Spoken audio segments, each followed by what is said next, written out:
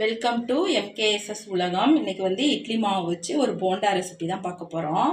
அதுக்கு நான் 1.5 கப்பு இட்லி மாவு எடுத்திருக்கேன். நான் புளிக்காத மாவு, ஃப்ரெஷ்ஷாக ஆட்டின மாவு எடுத்திருக்கேன். நீங்கள் 2 நாள் புளிச்ச மாவு கூட எடுத்துக்கலாம், அதுவும் நல்லா தான் இருக்கும். பொடியாக கட் பண்ண வெங்காயம் சேர்த்துக்கலாம்.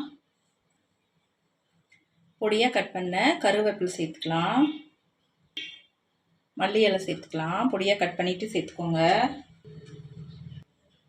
ஒரு கேரட்டு துருவி வச்சுருக்கேன், அதை இதில் சேர்த்துக்கலாம். நான் 2 பச்சை மிளகா பொடியாக கட் பண்ணி வச்சுருக்கேன், அதை இதில் சேர்த்துக்கிறேன். தேவையான அளவு உப்பு சேர்த்துக்கலாம். நான் வந்து இட்லி மாவில் உப்பு சேர்க்கலை. நீங்கள் வந்து உப்பு சேர்த்துருந்தீங்கன்னா பார்த்து சேர்த்துக்கோங்க. நம்ம ஒன்றா கலந்துக்கலாம்.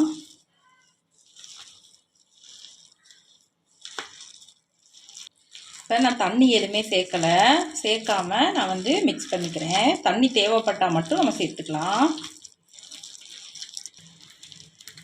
நல்லா கலந்தாச்சு. இப்போ எனக்கு தண்ணியே தேவைப்படலை, நான் தண்ணி ஊற்றலை.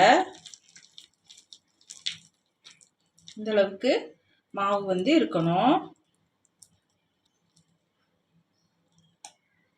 இந்த அளவுக்கு மாவோட பதம் வந்து இருக்கணும். நம்ம போண்டா போடுற மாதிரி இப்படி இருக்கணும்.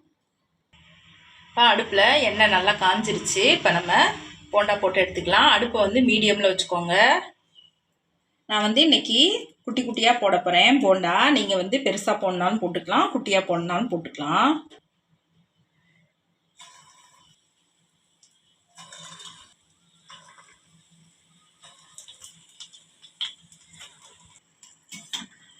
இதை லைட்டாக நம்ம பரட்டி விட்டுக்கலாம். போண்டா வந்து குட்டி குட்டியாக போடும்போது குழந்தைங்களாம் ரொம்ப ஆசையாக சாப்பிடுவாங்க. அதுக்காக தான் இந்த குட்டி குட்டியாக போடுறது.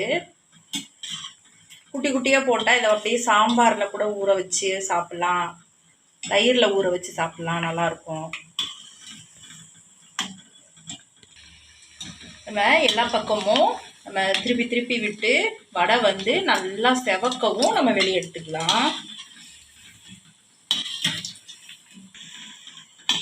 போண்டா வந்து நல்லா செவந்துருச்சு, உங்களுக்கு பார்க்கும்போதே தெரியும். இப்போ நம்ம வெளியே எடுத்துடலாம்.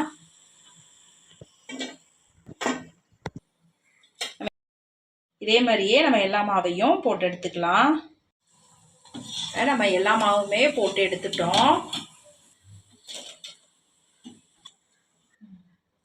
இப்போ நம்ம வீட்டில் இருக்கிற இட்லி மாவே வச்சு நம்ம குழந்தைங்களுக்கு பிடிச்ச மாதிரி குட்டி குட்டியாக போண்டா ரெடி பண்ணிட்டோம். நீங்களும் இதே மாதிரி செஞ்சு சாப்பிட்டு பாருங்கள். நம்ம வீடியோ பிடிச்சிருந்துச்சுன்னா வீடியோவுக்கு ஒரு லைக் பண்ணுங்கள், சப்ஸ்கிரைப் பண்ணி சப்போர்ட் பண்ணுங்கள். அடுத்த வீடியோவில் பார்க்கலாம். நன்றி.